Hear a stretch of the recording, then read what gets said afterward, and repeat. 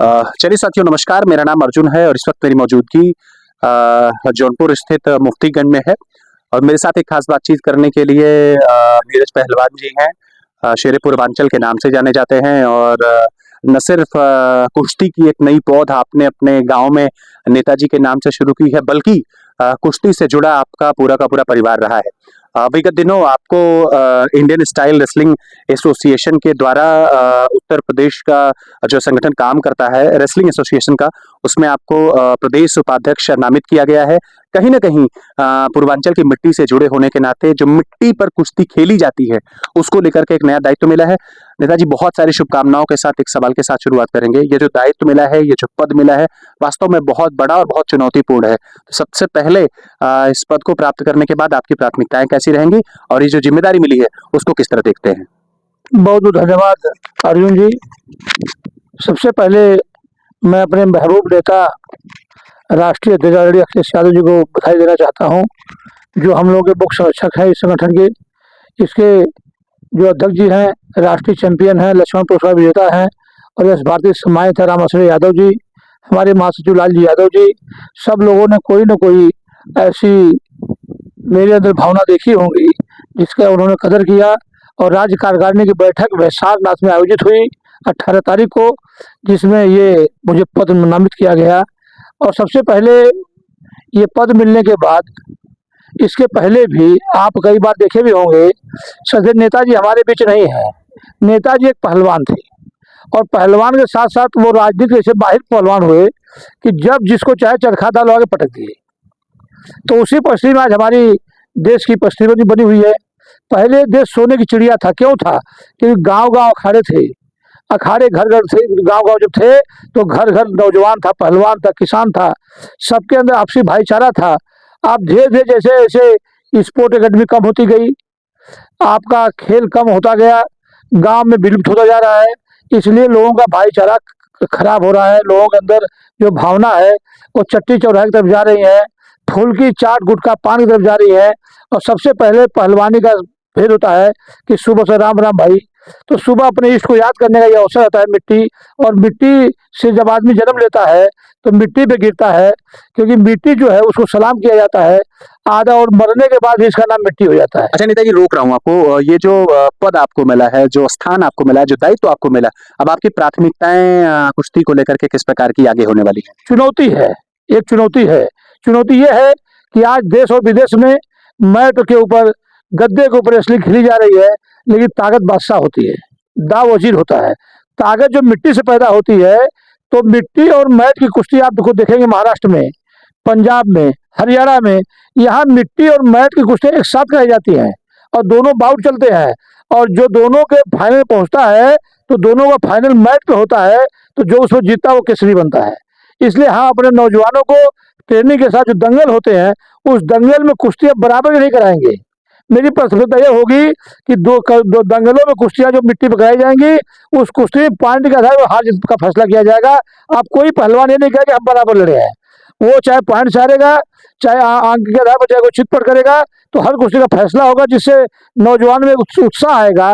जैसे आज हम एक पॉइंट से हार जाएंगे तो कल हम उसे फिर लड़ेंगे।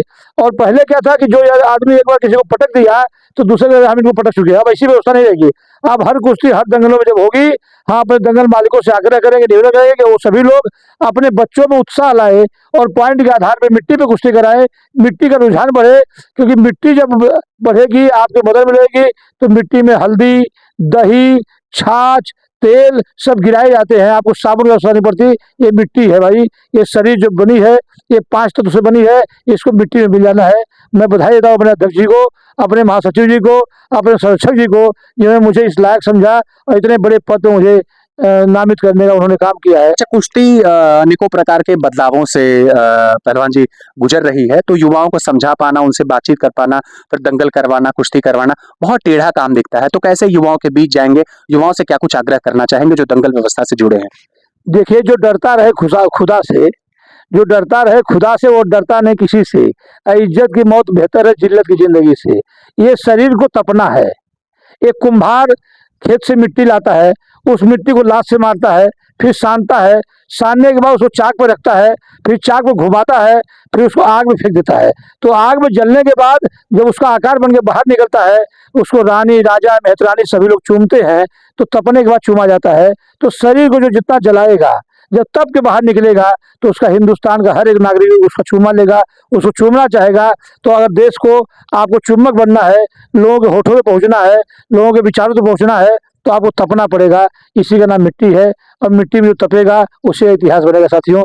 नेताजी, कई प्रकार की गतिविधियों में आप जुड़े रहते हैं, सामाजिक गतिविधियों में जुड़े हैं, राजनीतिक गतिविधियों में जुड़े हैं। इवन कुश्ती तो आपके परिवार से शुरू भी हुई, आपके पूर्वज भी पहलवानी के पहलवानी के दौर से गुजरे हैं। तो समय कैसे एडजस्ट कर पाते हैं आप? कुश्ती के लिए मैं देखता हूँ सोशल मीडिया पे आप सुबह सुबह तड़के 5 बजे 4:30 बजे सोशल मीडिया पर आप डाल देते हैं, छोटे छोटे बच्चे, इन पौध को आप आगे बढ़ाते हैं। तो कैसे एडजस्ट कर पाते हैं इन सारी चीजों को? देखिए, हम उस नेताजी के सिपाही हैं, श्रद्धेय नेताजी हमारे बीच नहीं है। लेकिन नेताजी 4 बजे के बाद कभी सोते नहीं थे। हम योगी की तरह हम लोग हैं, और जिसको खोजना होता है वो सोता नहीं है। हम लोग 6 घंटे नींद ले लिए तो 28 घंटे काम को रहते हैं। मेरा जीवन बहुत चुनौतीपूर्ण रहा है। मैं जब पहलवानी किया, इसी इंदिरा स्टेडियम में जौनपुर में मैं फर्स्ट आया था। तो उसके बाद जब मेरा चयन 2000 में बम्बई हो गया, तो आर्थिक परिस्थिति गुजरते हुए मैं बम्बई चला गया। बम्बई मैंने महाराष्ट्र के गुलाब बर्डे जैसे लोगों को चित कर दिया, महापौर के घनश्याम को चित किया। चित करने के बाद 2004 में मैं इंडिया में नंबर दे दिया। इसी मिट्टी की कुश्ती पे मेरा 2004 के इंडिया में नंबर है मेरा। तो उसके बाद मैं कुश्ती और खेल को कभी छोड़ा नहीं।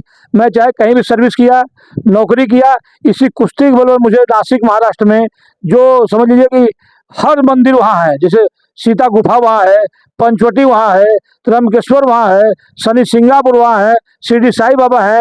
वैसे पचोस्थली में मुझे वहाँ आवास मिलने का मौका इसी कुश्ती ने दिया है। आज मेरा आवास है, 10-20 लोग अगर चले जाएंगे तो उसको नासिक में जगह मिल जाती है। ये कुश्ती ने मुझे बहुत कुछ दिया है। ये कुश्ती मेरी धरोहर ही नहीं, मेरे पिताजी छोटे पहलवान, उससे बड़े मेरे भैया पहलवान, भैया से बड़े हम पहलवान, और मेरा अगला लक्ष्य है कि मुझसे बड़ा मेरा बेटा पहलवान हो। ये मेरी इच्छा है, क्योंकि हम तो जनपद और पूर्वांचल के पहलवान हो पाए, लेकिन मैं अपने बेटे को देश का पहलवान बनाना चाहता हूँ। ये मेरी इच्छा है कि मेरा जो बेटा देश का पहलवान हो। इंडियन स्टाइल रेसलिंग में प्रदेश उपाध्यक्ष का एक पद मिला है नीरज पहलवान जी को। बहुत सारी शुभकामनाएं देते हुए इनको, इनकी पूरी की पूरी टीम जो लगी हुई है इस ऊर्जा में, और बेहतर किया जाए। नमस्कार।